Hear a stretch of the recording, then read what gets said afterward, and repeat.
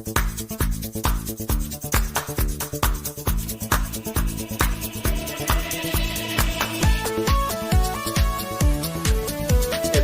for another convoy to Ottawa, and I'm going to start getting this into work. I want to get a hold of all my truck drivers that we all work with.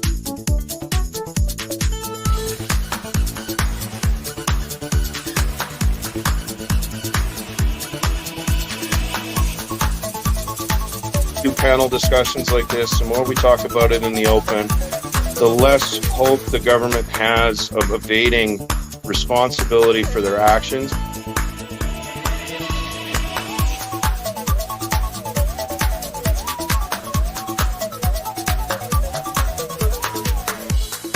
Videos, the story about Jolene. And every time I hear Jolene's story, I always think about the importance of our work.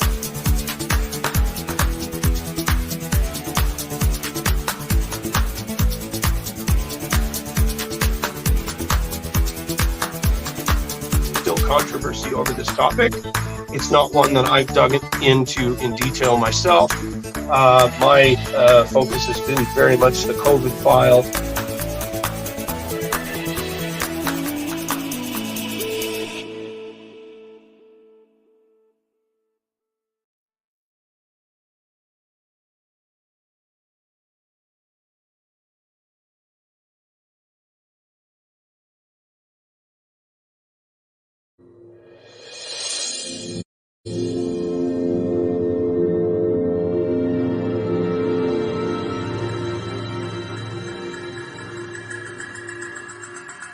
We are here to hear Canadians and to follow the truth and the evidence wherever it leads us. My name is Rodney James Palmer. And Mr. Palmer, do you promise to tell the truth, the whole truth, and nothing but the truth? I do.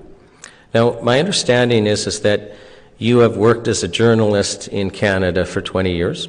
Yes, I've been retired for about as long, but yes, I did. I worked very intensely as a journalist here in the country for a number of media outlets. And that includes being a general assignment reporter for the Globe and Mail newspaper. Yes. And you worked as a daily news reporter at the Vancouver Sun. I did. You worked as a producer and investigative reporter at CBC Radio and Television. Yes.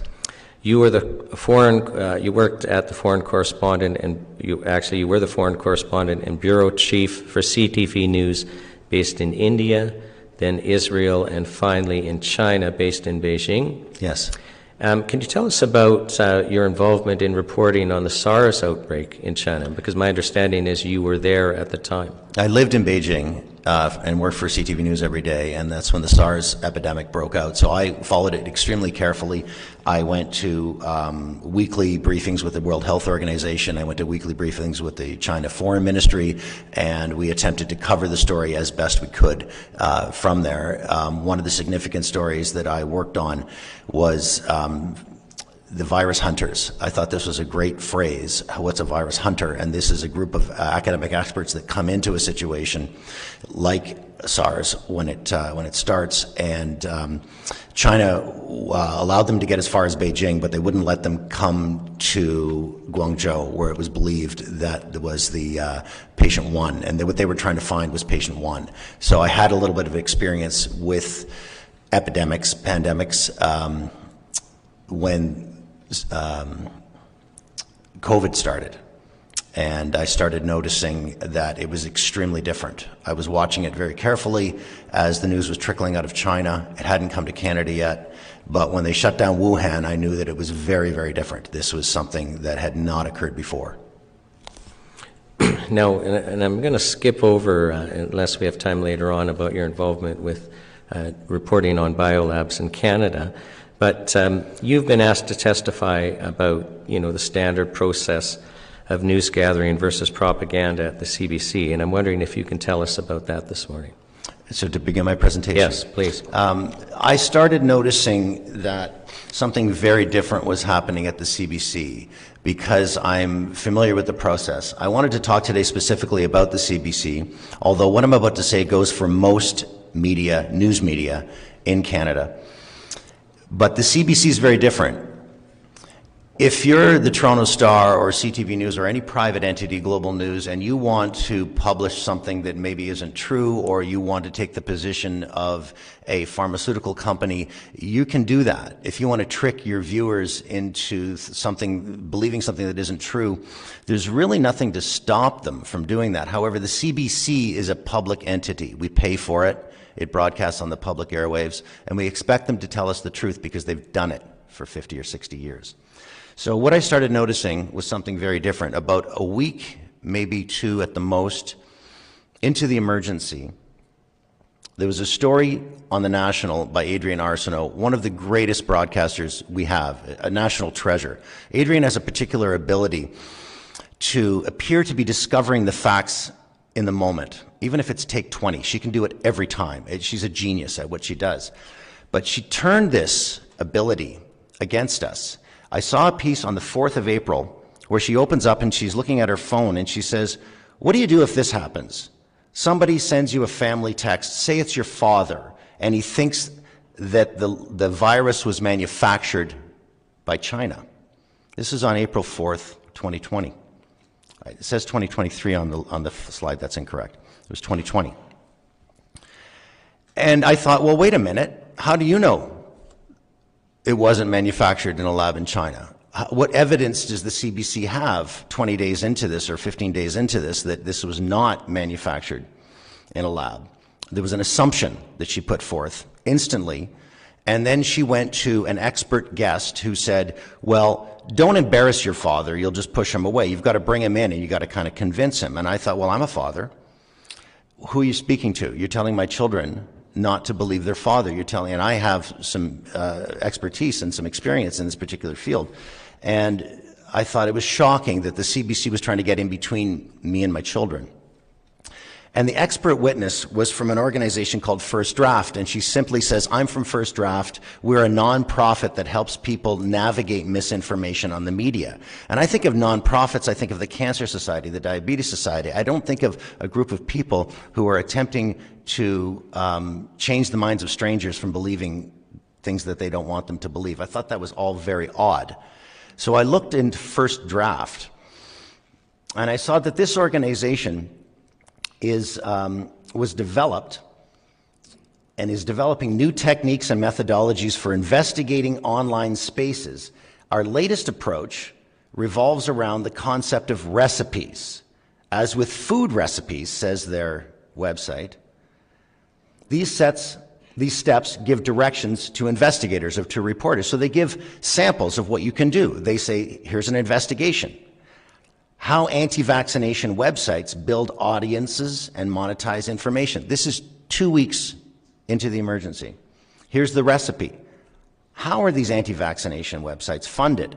Investigate the ad trackers with GEFI and DMI tracker tool. Now, these are tools that they provide to, apparently, the CBC. Now, there was a story that circulated later about anti-vaccination websites on Marketplace and how they make their money. So this First Draft group is now feeding the CBC their stories. A second example, pro-Russian networks are driving anti-Pfizer vaccine disinformation. Now, I don't know why the CBC has to get behind Pfizer, which has paid out the largest criminal settlement in the history of American justice, but this is what this organization is saying, don't be against Pfizer. The Russians are behind it. The recipe was track misinformation across platforms such as 4chan, 8kun, and Reddit. So they're even telling them how to go after them, where to go after them. They're directing the CBC. I was astonished that this organization was put forth as an expert on how to not believe your father, but not embarrass him at the same time. So this, to me, had nothing to do with news gathering. 10 days later, after the CBC did that story, the Washington Post did some real journalism.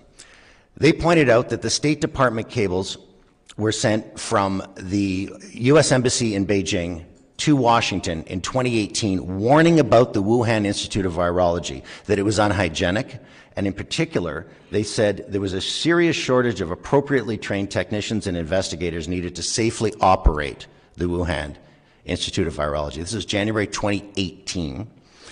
And there was 2 cables sent, and the reporter saw one of them. The first cable, which I obtained, he says, this is Josh Rogan from the Washington Post, warns that the lab's work on bat coronaviruses and their potential human transmission represented a risk of a new SARS-like pandemic.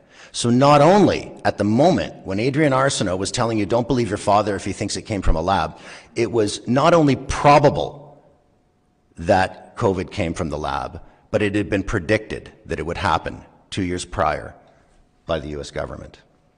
So how does Adrian Arsenault say it wasn't, and don't believe anyone, including your family? Flash forward a year, Vanity Fair magazine, which is known for its excellent investigative reporting, published an extremely long and exhaustive piece where all they did was go online and look at publicly available scientific papers going back about a decade. The first one in 2013 was by Shi Zhengli, who's the director of emerging infectious disease at the Wuhan Institute of Virology. She's known as the Bat Lady, and this is not a derogatory term. Actually, her scientist friends started calling her that because there was an outbreak of a SARS-like respiratory virus in a mine, and the miners died very, very quickly. And she is documented to having gone to that mine, scraped the bat guano off the mine, and brought it to Wuhan to examine. In 2014, she began publishing about the coronavirus from Chinese bats. In 2015, there was another paper that Vanity Fair found where Shi Zhengli discussed successfully inserting a protein from this Chinese horseshoe bat virus into the SARS virus of 2002, creating a brand new infectious pathogen. 2015, this scientific paper was published. Vanity Fair found it online. CBC could have found it, but they were too busy telling you don't trust anyone who believes this. In 2019, there was a paper actually published by one of the lab directors at Wuhan outlining the safety deficiencies in the Wuhan lab where he worked. And in 2019, right around the time that the US government, the US embassy in Beijing was warning Washington about a potential SARS-like pandemic leaking out of this unhygienic lab, a number of the Wuhan lab scientists published a paper together describing genetically engineered rats that they had grown with humanized lungs and developed them in the Wuhan lab. So this is a pretty hot smoking gun coming out of the Wuhan lab. There are 3 labs in the world working on coronavirus, according to the Vanity Fair investigation. 2 of them are in the United States, 1 of them's in Wuhan. If this thing started at a wet market outside the Wuhan lab, it was because one of the staff members of the Wuhan lab walked into the wet market and brought it there. That is the most likely scenario. Now flash forward to this month, March 2023. US FBI Chief Christopher Wray says the China lab leak was most likely. The quote is, the FBI has for quite some time now assessed that the origins of the pandemic are most likely a potential lab incident. So the CBC had no evidence that it wasn't. They wanted you to believe that it wasn't. There's a definition of news gathering, and you'll see, interestingly, that news gathering is 1 word in the English language. It's not 2 words as it appears that it should be. And that's because it's very specific. It's the process of doing research on news items, especially ones that will be broadcast on television or printed in a newspaper. Now, how much research was done by the CBC to determine 10 days after the emergency that it didn't happen in a lab? Another definition here is propaganda. Persuasive mass communication that filters and frames the issues of the day in a way that strongly favors particular interests, usually those of a government or a corporation. Also, the intentional manipulation of public opinion through lies and half-truths and the selective retelling of history. This is what was going on in that piece. That's why it felt so wrong to me, because there was no news involved. There was only propaganda. What the Washington Post did with its lab leak theory story 10 days after the CBC said it wasn't from the lab was news gathering. It was investigative reporting. What the CBC did when it said don't trust your family if they think it came from a lab, that's propaganda. That's the difference in the definition of those 2 things.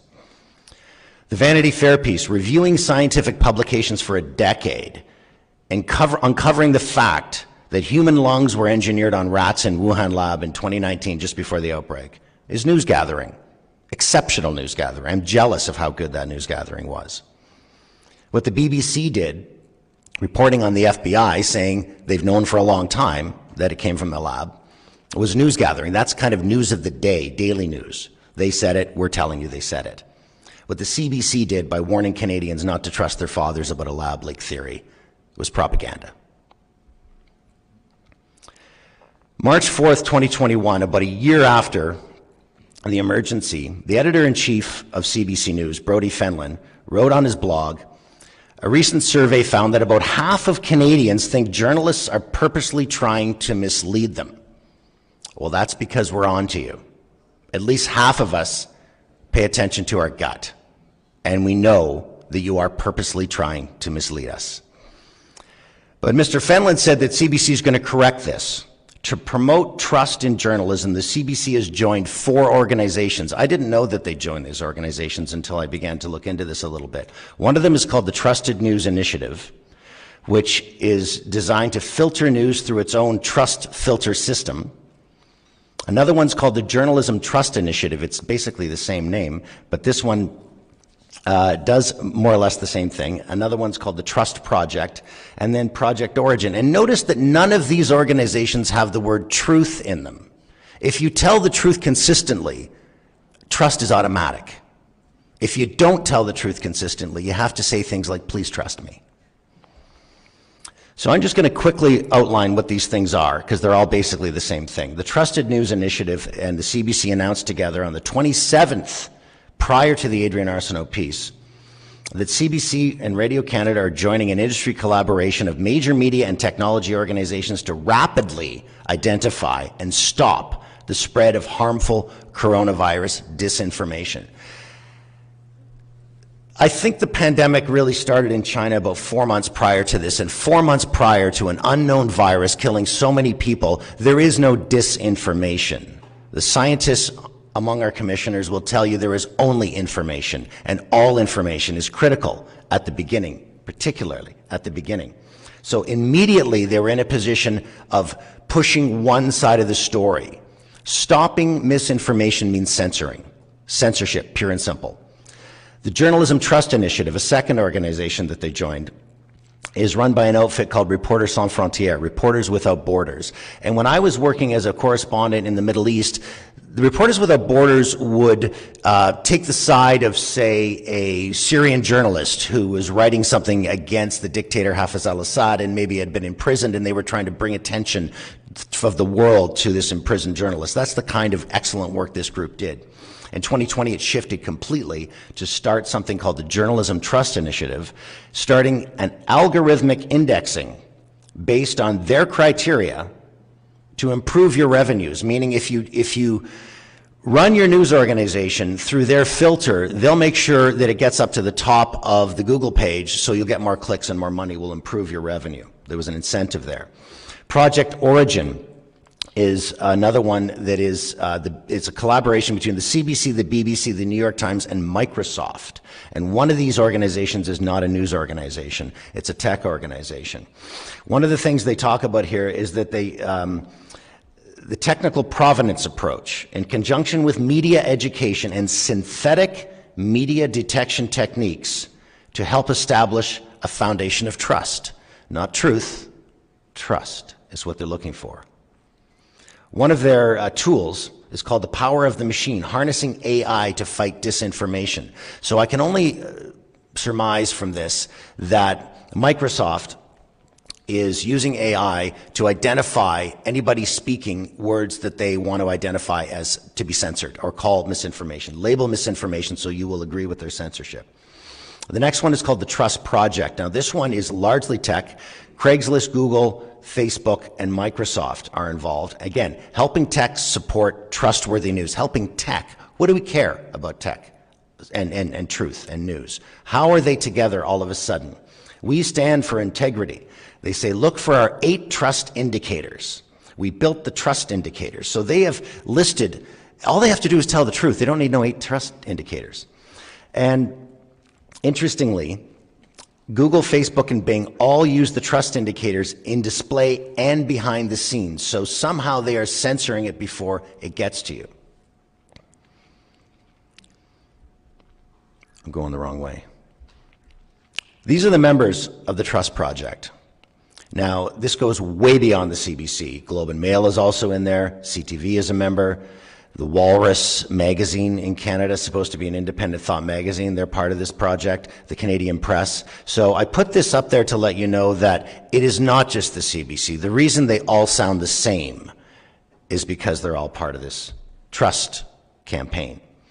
But the CBC is also part of something else. It's something with just public broadcasters. It's called the Global Task Force for Public Media.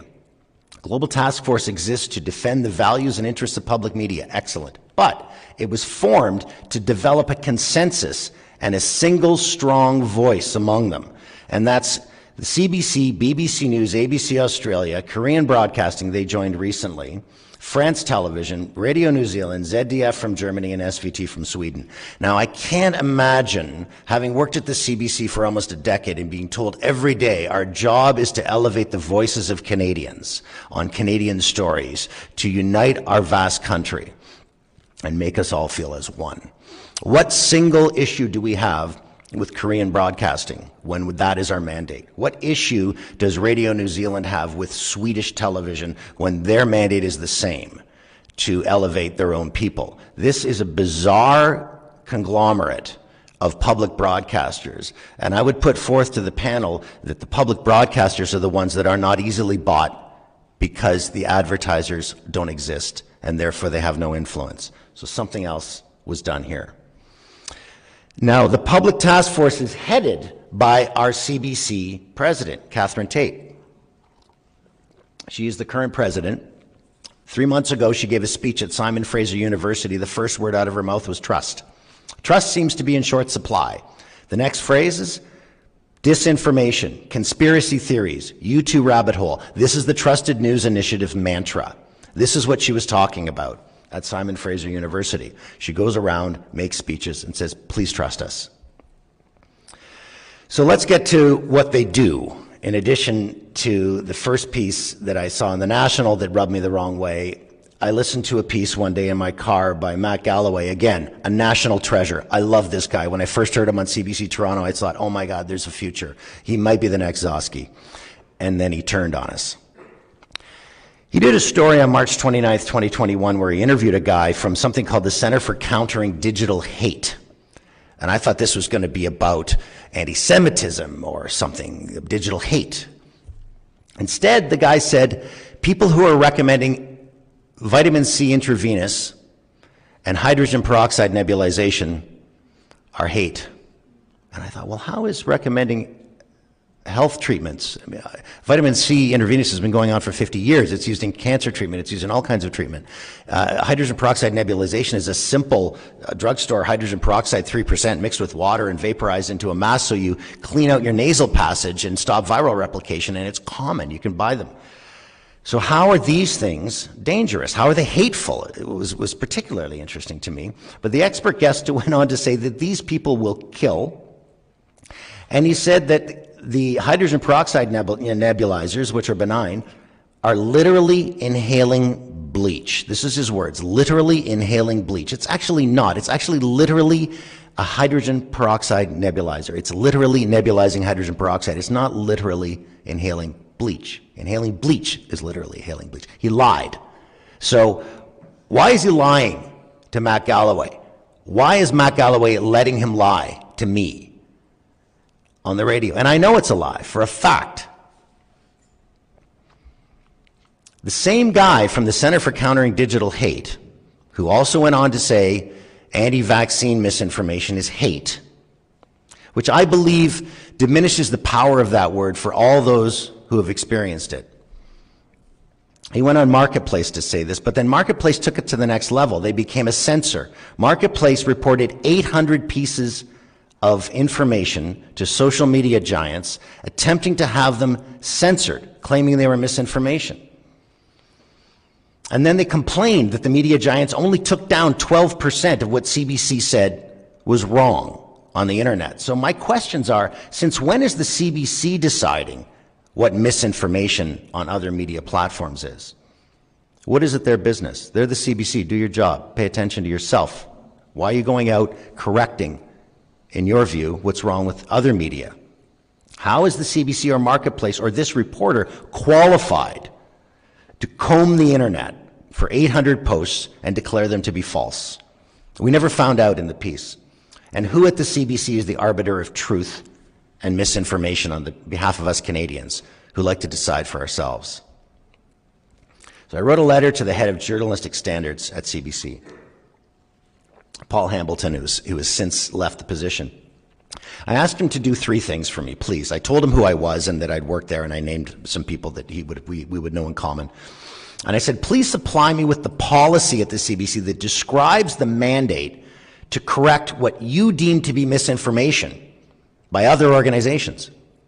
Please include the process by which information is deemed to be incorrect and therefore requires correction or censorship by the CBC. And I asked to please supply me with any other example outside of the COVID-19 story where CBC corrects what it deems to be misinformation on social media. Now, he did reply to me, but he didn't answer any of those questions. Another thing that the CBC has done very successfully is it's promoted a new identifiable group of Canadians and fomented hate against them, the anti-vaxxer. What is an anti-vaxxer? Who is an anti-vaxxer? Does someone whose partner had a severe reaction to the vaccine and was told they must get a second one if they want to keep their job, and then they had a worse reaction, and this happened, and I've talked to people, I know it exists. And then maybe they don't want their kid to get it. Are they an anti-vaxxer? Do they need to have mental correction, psychological retraining? What does an anti-vaxxer believe? We don't really know, other than it's bad and you should fear them, according to the CBC.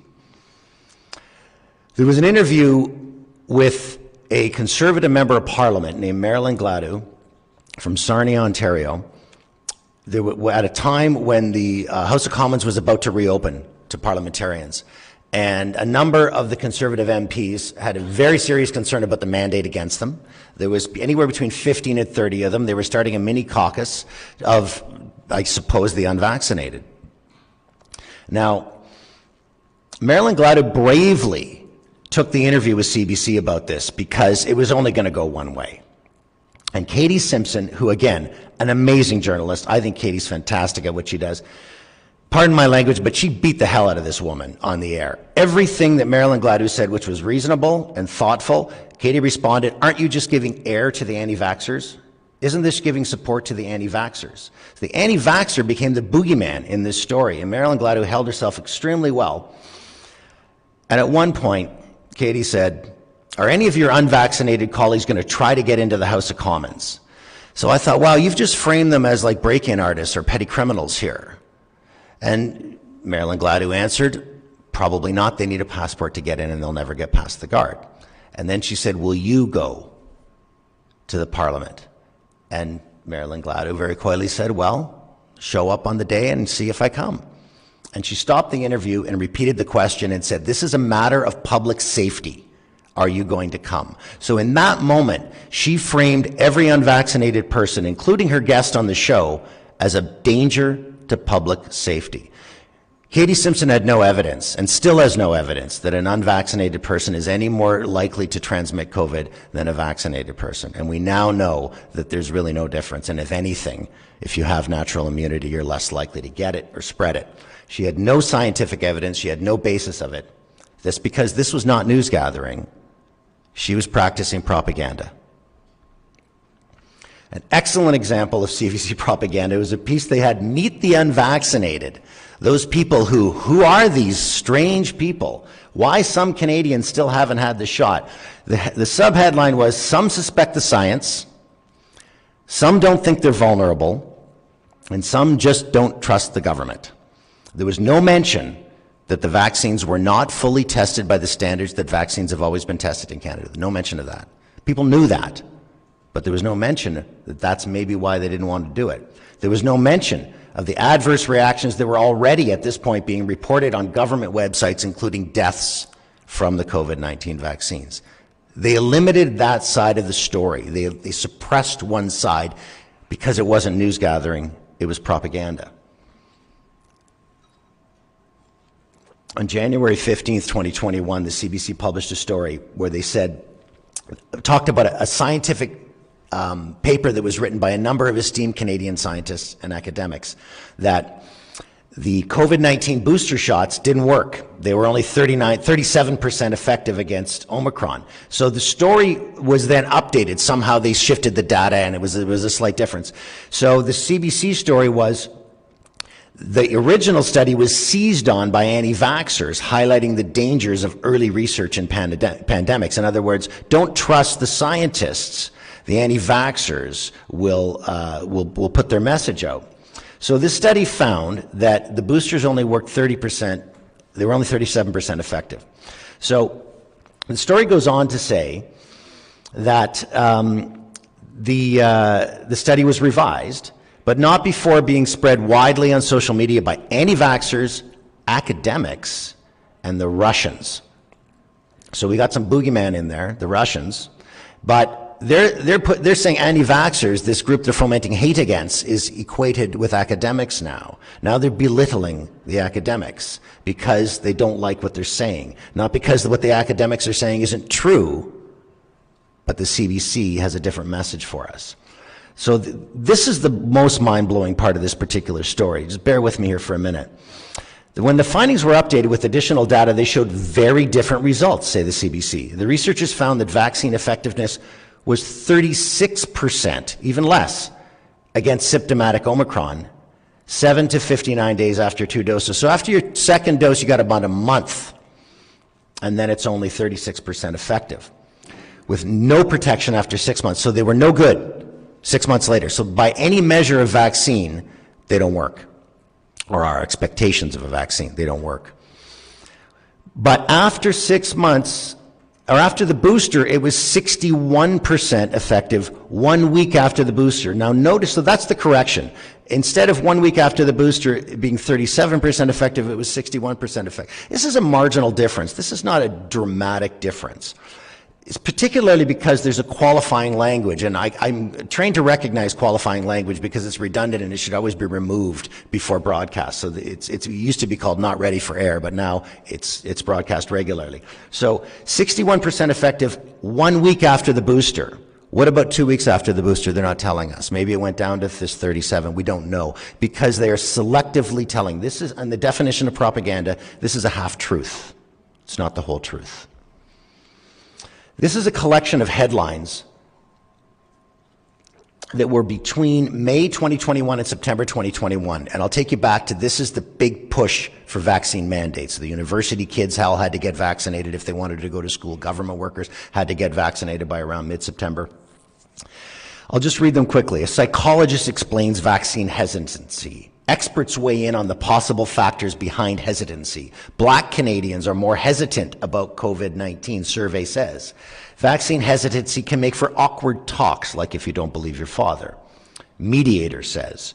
These people were vaccine hesitant. Here's why they changed their mind, May 12th, 2021. CBC poll. Results give us an idea of who the vaccine hesitant in Alberta really are. Who are these strange people? University of Calgary Vaccine Hesitancy Guide gives doctors facts for struggling patients who are struggling with whether to take the vaccine. Now, none of these offer a second perspective about why people might be vaccine hesitant. They strongly favor one particular interest, and that is defined as propaganda, not news gathering. The next thing that the CBC did, or in conjunction, was the suppression of medicine. Ivermectin was shown worldwide to be effective, particularly in developing countries where they have it available because ivermectin is used there regularly.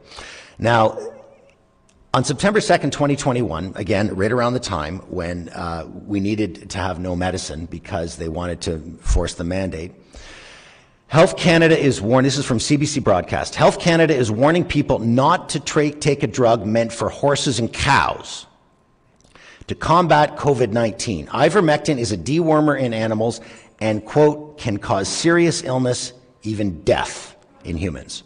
This is a lie that was told to Canada by the CBC on behalf of Health Canada. The fact is that ivermectin is human medicine. It's a miracle medicine, and its inventor was awarded the Nobel Prize in Medicine in 2015. It says, and this is from the Nobel Prize website, he cultured a bacteria which produce substances that inhibit the growth of other microorganisms. Maybe that's how it works. In 1978, he succeeded in culturing a strain called ivermectin, which in a chemically modified form, ivermectin, proved effective against river blindness and elephantiasis. In fact, it eliminated river blindness virtually in South America through millions and millions of doses and nobody dying from it, like the CBC says you might. And this wasn't just the CBC. This was a global push to suppress ivermectin. An attorney general in the state of Nebraska decided to do a legal opinion and sign his name to it, in which he said, in the decade leading up to COVID-19 pandemic, studies began to show ivermectin's surprising versatility, which is why it's used for things other than river blindness. By 2017, ivermectin had demonstrated antiviral activity against several RNA viruses, including influenza, Zika, HIV, and dengue. I covered a dengue epidemic in India in 1998, at which time the doctors told me the trouble with dengue versus malaria, where the symptoms are very similar, is there's treatment for malaria, there's none for dengue, and that was 1998. So by 2017, they were realizing ivermectin was the miracle cure for dengue, or at least had been shown to have some positive results. Another review, says the state attorney general in Nebraska, summarized, and a review, of course, is a look at multiple studies. They review multiple studies and they come up with a final conclusion. It summarized the antiviral effects of ivermectin demonstrated through studies over the past 50 years. It wasn't new and it wasn't deadly. Mr. Palmer, I'll just let you know we're about 10 minutes, just to help time yourself. Okay. Thank you. So the Alberta Health Services on October 5th had published on their website that it is, ivermectin is FDA and Health Canada approved for people, not just cows and horses. It is used to treat parasitic infections, intestinal infections, and now even rosacea. The Indian Express wrote that the state of Uttar Pradesh, which has a population of about 250 million people, had dramatically reduced the COVID positivity rate, and eventually, 3 months after this published article, reduced the COVID death rate to 0 in Uttar Pradesh.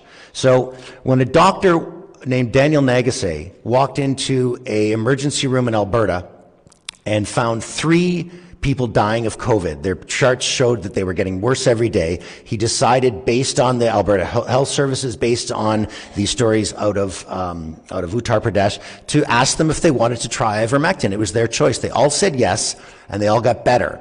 Then he was fired for doing that. He spoke out about that, and somebody recorded it and put it on a social media, and the CBC did this story.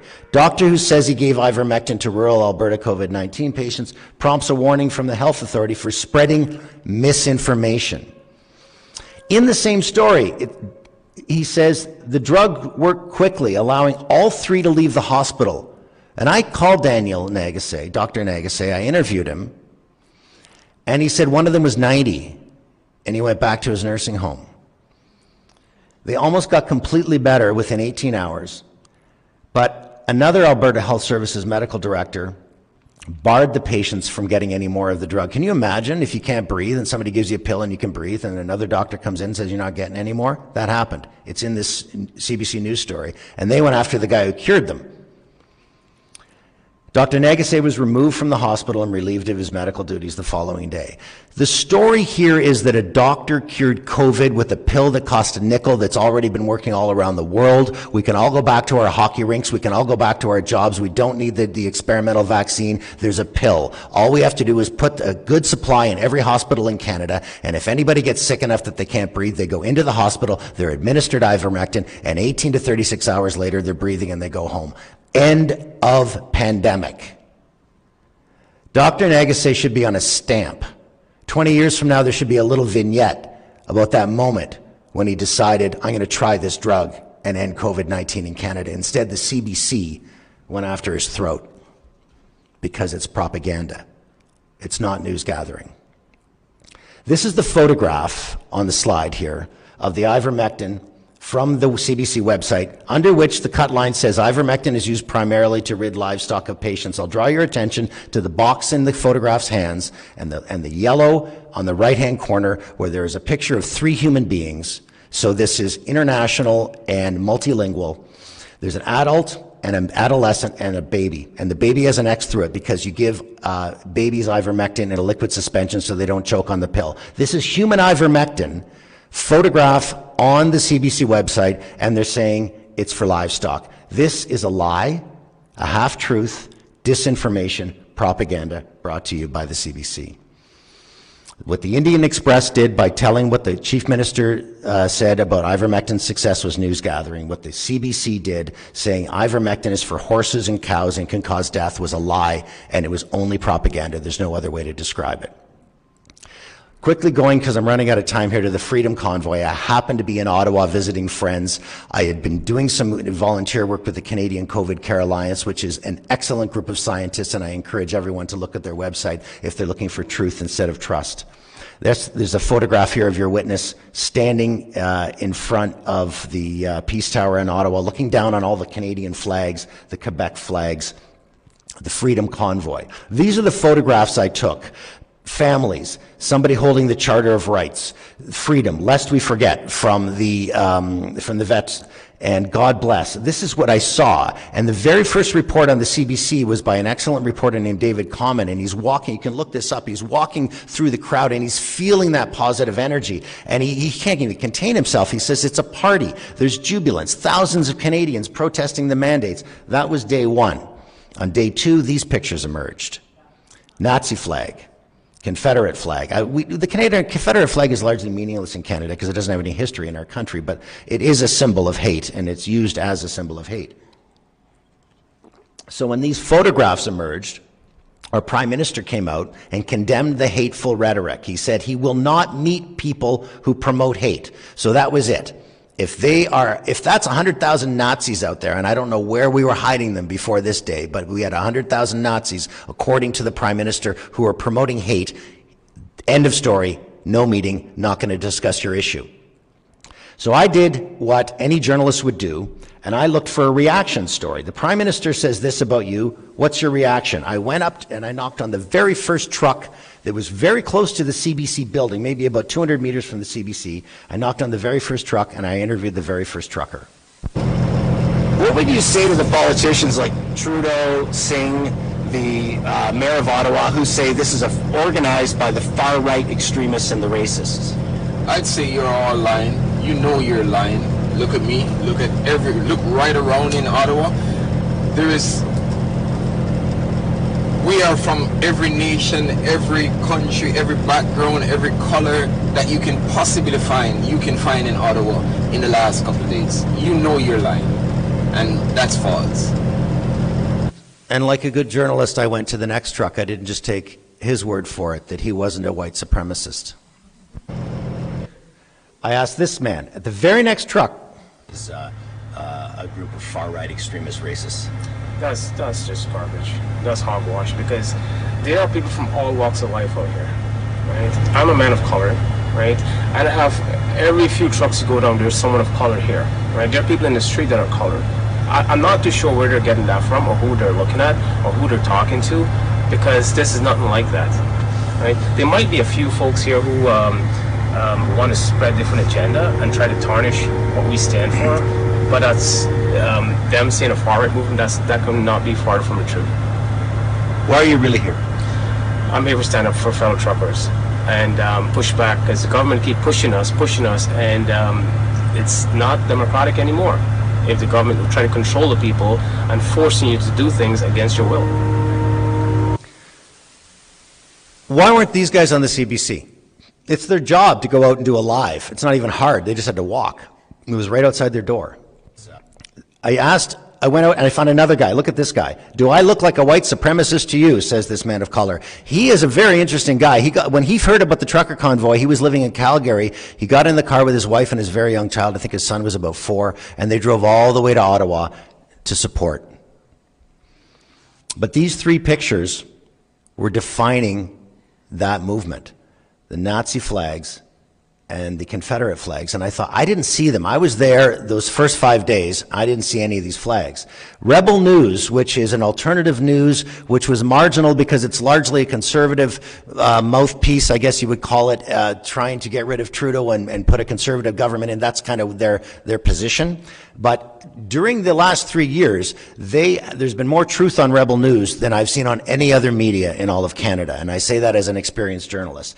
Their intrepid reporter, Alexa Lavoie, who I think is one of the greatest investigative reporters in Canada today, noticed that these 3 pictures were taken by 3 different people. One of them by David Chan, a longtime Liberal photographer, one of them by Andrew Mead, a known Trudeau photographer, and another by Randy Boswell, who's a reporter, a writer, I guess, but he writes a lot using about misinformation, anti-vaxxers, conspiracy theorists. This is his. So how did they all get in the exact same place? She noticed that the Peace Tower is in the same aspect ratio, the same distance, depth as in all of the 3 pictures. All of 3 of these people were in the exact same spot when that guy unfurled that flag. She was curious about that. These 2 pictures were the only ones seen of the Nazi flag, and the reason there's still pictures is because it wasn't unfurled long enough for any of the 10,000 cameras in the place to see it and film it. She went to the first one on the left, and she found that it's a little parquet setting. She found the setting, and she noticed that it was nowhere near the protest. It was down on a little walkway. So this entire thing with all these flags was staged, according to the report. The second one on the right is very interesting because the camera angle is from down below. And she tried to reproduce that camera angle, but she had to go down to the Rideau Canal, which was locked and closed because they do that every winter because of the snow.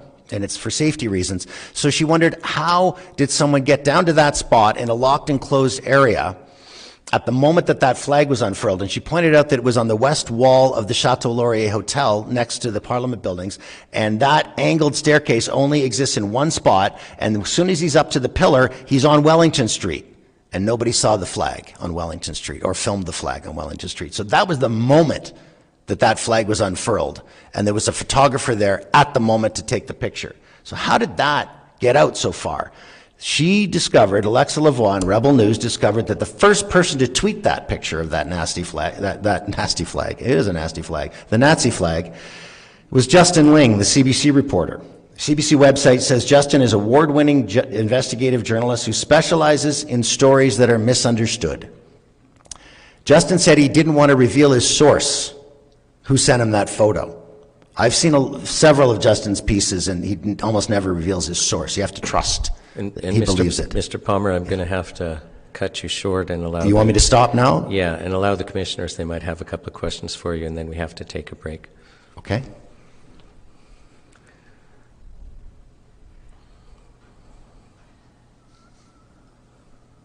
I have a couple of questions. And by the way, thank you for your testimony. I don't particularly understand how a newsroom works, particularly at the CBC, and you talked about a number of people. At the beginning, you talked about Adrienne Arsenault coming out with this particular piece. In your experience in a newsroom, would Adrienne Arsenault herself or any of those other people just come up with a story and go on air? Or was this directed?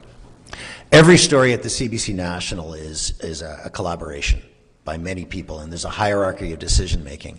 But a journalist, if I was in Adrienne's position, the buck stops there. You want me to say this? Show me the evidence that it didn't come from a lab before I go on the air. I was in a situation, there's a couple of times at CTV where I was asked to match a story by a competitor, and when I investigated it, I found it to be untrue by the people that were in that story. And I had to report back that I can't go on the air with this story tonight because it's untrue. And they said, well, the CBC or whoever put it on. I said, well, that's their error, not mine. And let's move on to the next thing. The reporter is responsible for the words they speak. Another question. You know, you showed us these organizations, whatever they were called, Trust Initiative, et cetera. And there was one slide that you had multiple different broadcasters on it. I don't know how many there were, but there were many, many of them.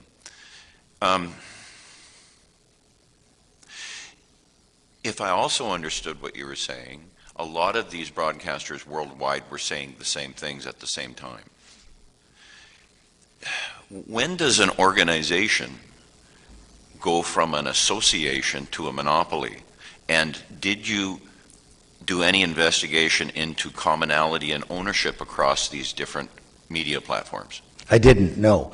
But when they all follow the Trusted News Initiative, then you have a single point of information coming down. So then now there's only a single point. It's kind of like when the World Health Organization is feeding its member nations protocols on what to do. If you wanted to corrupt all those nations, you would only have a single target. That would be the World Health Organization, and then all information would feed down from there. So by joining this Trusted News Initiative, they're all collaborating on this single idea.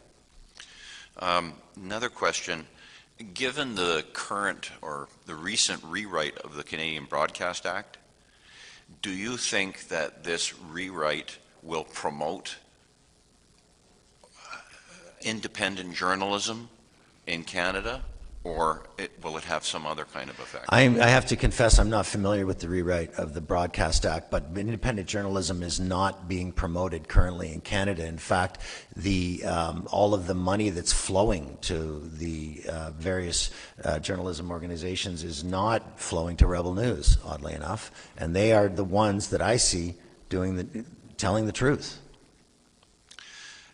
You mostly spoke about the CBC, but the other private broadcasters in Canada, were they promoting these same kinds of stories? All of them, virtually all of them. All of the mainstream media are. They're all hooked onto this same IV drip of trust over truth. I cut a lot of it out for time, apparently not enough.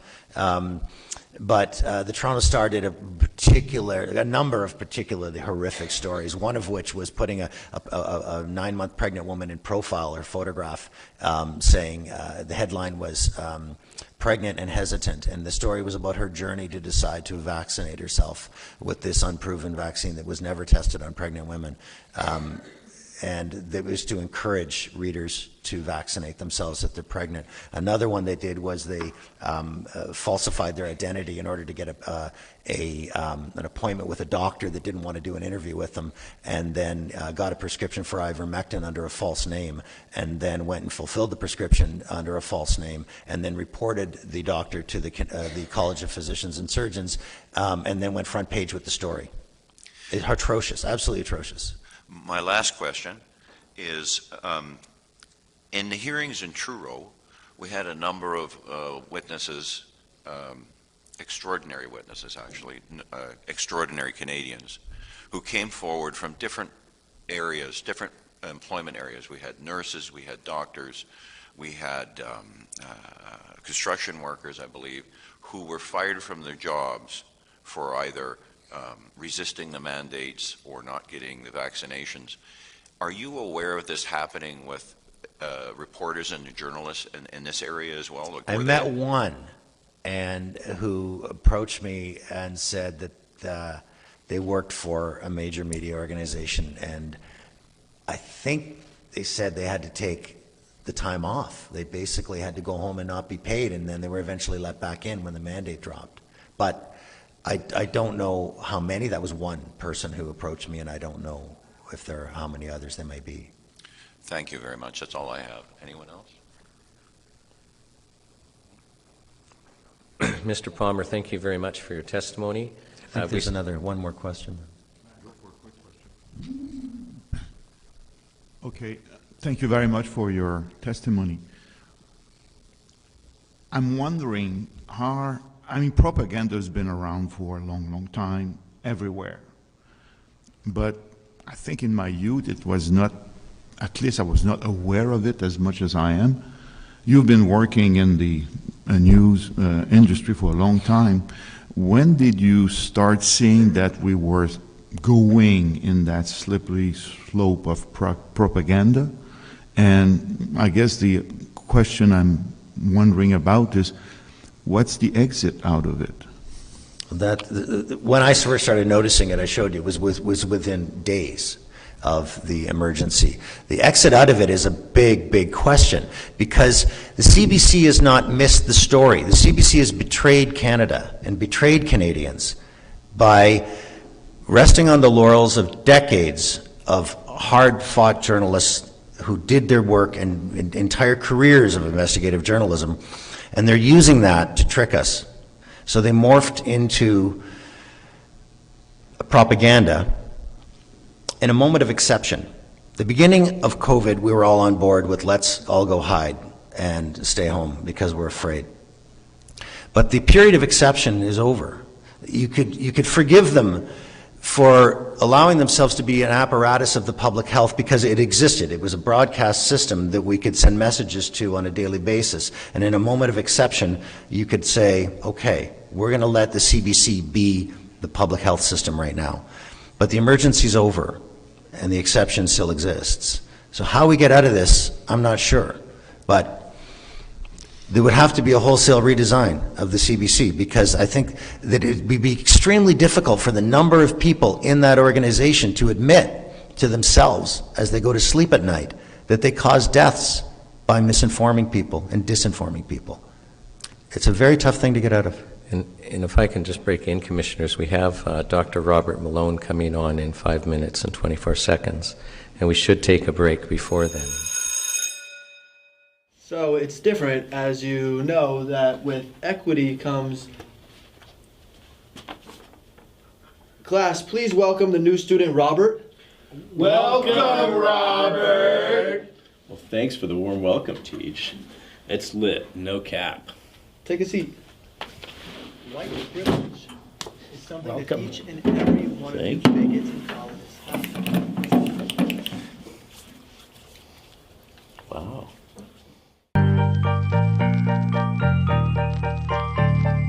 my god, is that Rez? Kick the fathers out the house, send the mothers back to work. Let the school system parent your children right from the birth. Make a meal, feed them pills, confuse them about what's real. Tell them facts don't really matter, it's all about how you feel. Science and math are racist, history let's erase it. Indoctrinate a whole generation, you can't escape it. It's bigger than American politics, you're an accomplice. White people racist and bigots and you're a colonist. If you want freedom, we'll encourage to do the opposite. It's toxic masculinity, if a man is too confident. Excuse me, what's a woman? Well, I am not a biologist. Common sense is really not common when you're a communist. Parents that care about their kids, let's call them terrorists. It's cool to be a feminist and an environmentalist. And if you love the country, that makes you a white supremacist. Don't even try defending it, cause what you say's irrelevant. Put your hands up, everybody stand up. The whole world going mad, bruh. 2 + 2 = 5. You a racist if you don't think that adds up.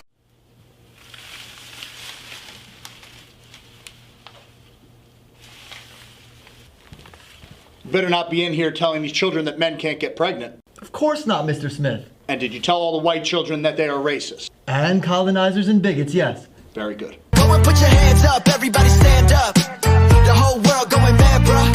2 + 2 = 5. You a homophobe if you don't think that adds up. Don't have children.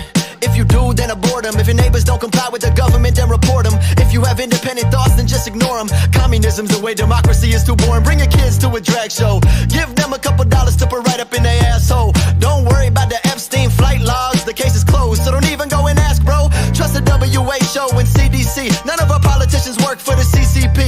White kids are born racist. If you disagree, that makes you a damn racist. Study CRT. In today's lesson, men can get pregnant. Put your hands down, no more questions. Don't say pedophile, just say ALA. Adults that like adolescents. Go and put your hands up, everybody stand up. The whole world going mad, bruh. 2 + 2 = 5. You a racist if you don't think that adds up. Go and put your hands up, everybody stand up. The whole world going mad, bruh.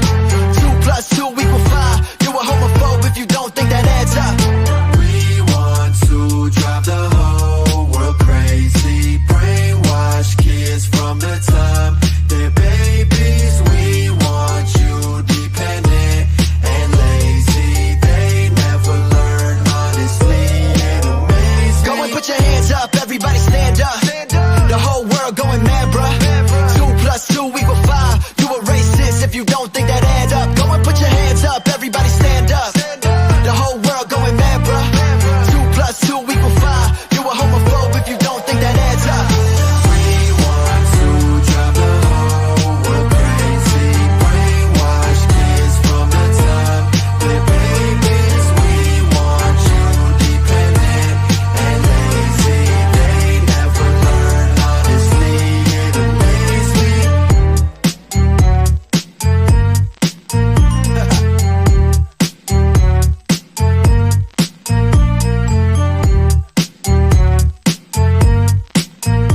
up, y'all? Thank you for watching my brand new music video, 2 + 2 = 5.